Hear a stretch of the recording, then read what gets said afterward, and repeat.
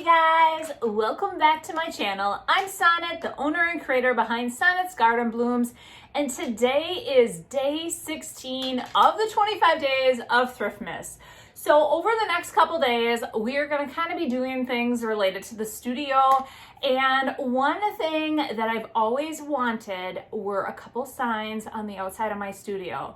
So in today's video, I am going to show you how I take an old sign that I had in downtown Appleton and transform it, and we get it hung on my studio and then make another custom sign to go right with it. So stick around as I dive into making these signs. For the first sign that I want to attach to my studio, I found this spindle at Antique Acres 2 years ago. So not this last summer, but the summer before. So this is how long this idea has been rolling around in my head.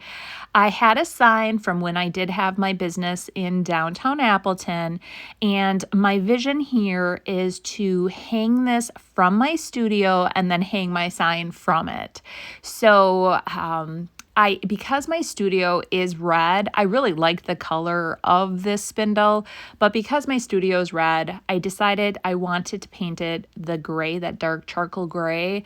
That's the same color as my studio's roof, and I also have painted a few other items in my yard that same color. So the spindle, or the trellises and things like that. So I did apply 2 coats of this paint to the spindle, and I let it dry overnight. Now, this is exterior paint, and typically I do buy all Sherwin-Williams paints.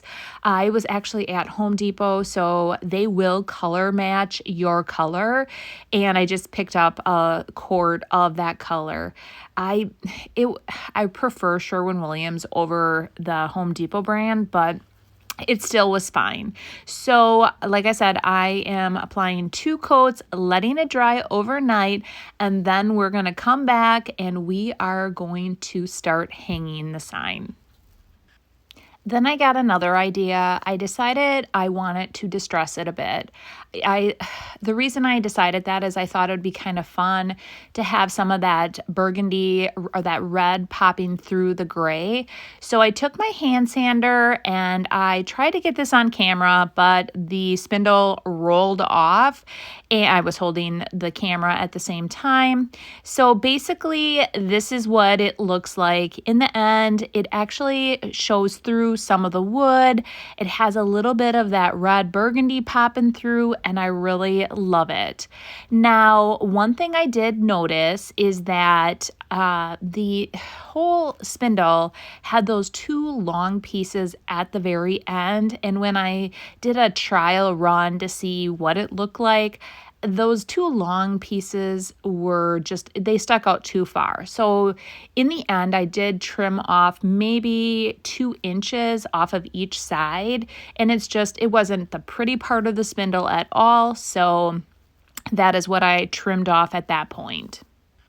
Now, I took screw eyes. I did pick these up at Walmart. I was hoping to find ones that were a little bit more heavy duty, but I thought these would work. The sign is not super heavy, and neither is the spindle. So what I'm starting to do right away is I do drill a tiny hole before I screw this in. And so I just take a tiny little drill bit. Be very careful when you use these little tiny ones. If you put too much pressure on those, you will break them. So I have done it before, learned from my mistakes. Just be very gentle with these.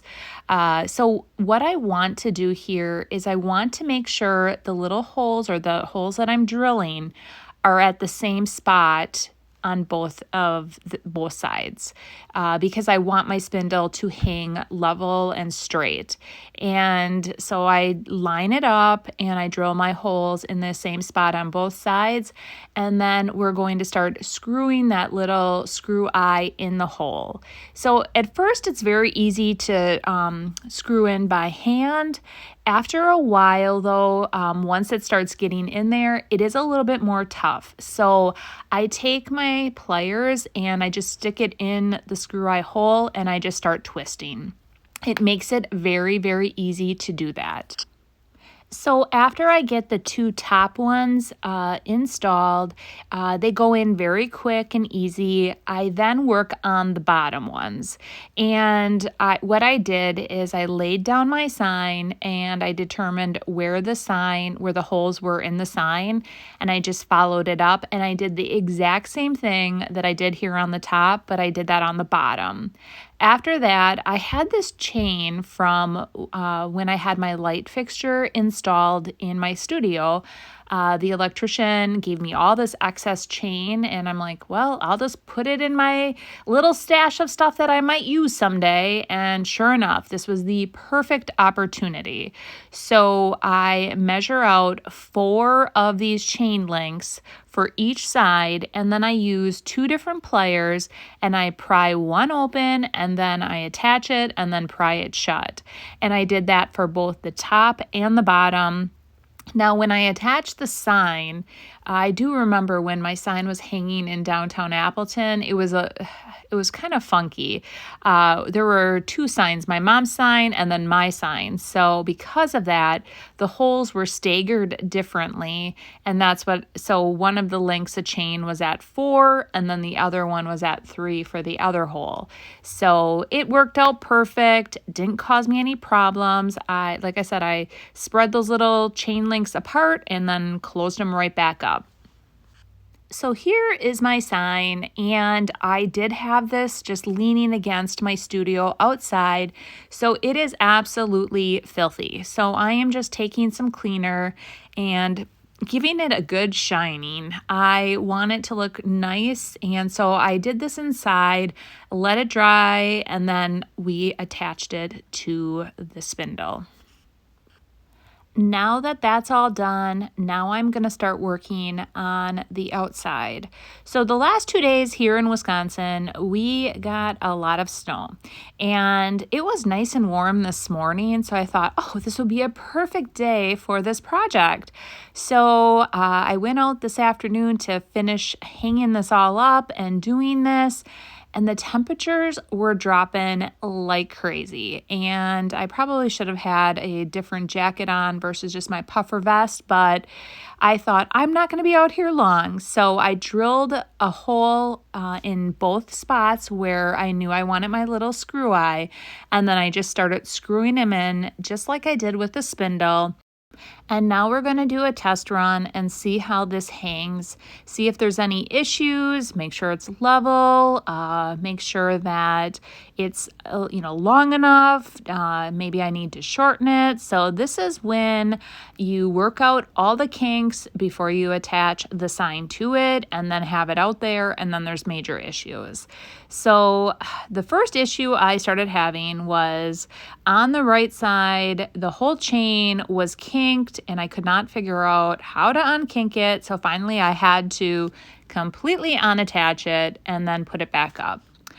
So I get down, take a look at it, and I determine that I think it's a little long.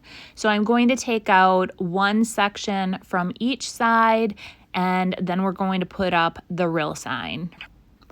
So here it goes. I have the 2 metal pieces open, and all I need to do then is attach each one of those little metal pieces to the screw eye. And I want to make sure it looks good. So I get down, take a peek, and I'm really liking it at this point. So then I go back in, grab my pliers, and we are going to do the same thing. We're going to close those little metal pieces because you just bend them open and then you reclose them. Doing it outside was a little bit harder, and the angle being on the ladder, so it took me a little bit, but I eventually got it, and I am so excited that something that I have been thinking about for quite a while, I have finally accomplished, and I want to thank you all because I want to give you guys a tour, and that's how I want everything finished before I'll do the tour. So I hope you guys like this sign as much as I do. I think it looks pretty great. For the next sign, I do want it to coordinate with the hanging sign. So because the hanging sign is obviously hanging and horizontal, I want the sign to be vertical, and I want it to say studio. So it's going to look like Sonnet's Garden Blooms and then studio. So people will know that it's my studio. And I picked up some letters. I'm painting the letters the same gray as I painted the spindle, and I'm going to apply 2 coats, and I let those dry overnight as well. I just want, like I wanted the spindle and the letters to be very thoroughly dried before I put them out in the elements. Initially, my thought was I was going to just create my standard sign, use my pine boards to do this. I ended up getting some actual barn boards from a friend, and I decided I'm going to take one of these barn boards because I'm known for making barn quilts.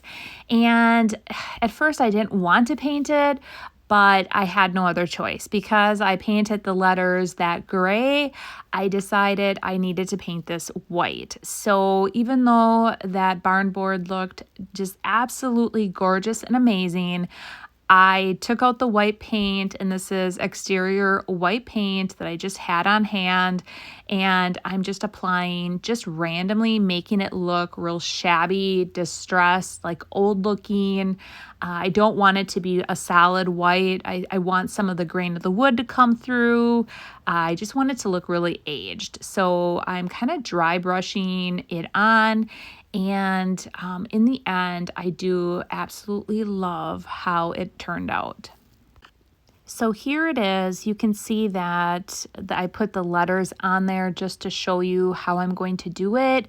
And I really do like the white. It really makes those charcoal gray letters pop. And you can still see the grain of the wood, and it looks like it's just from an old barn.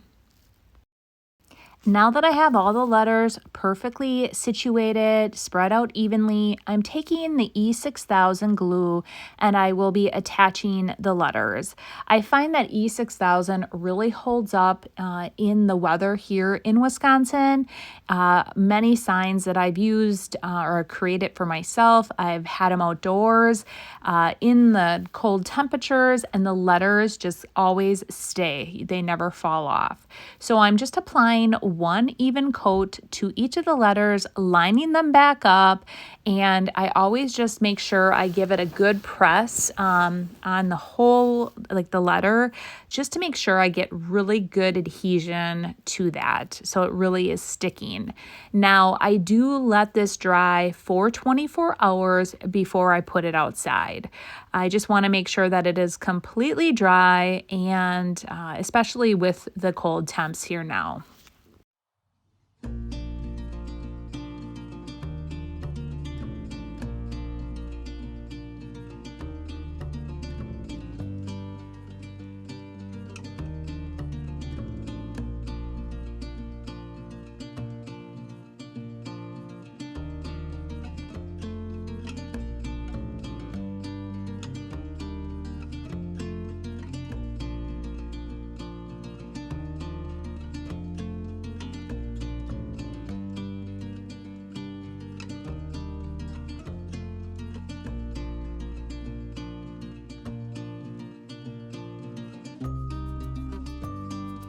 So what did you guys all think? I absolutely love it. I was so excited to finally get that created and hung up.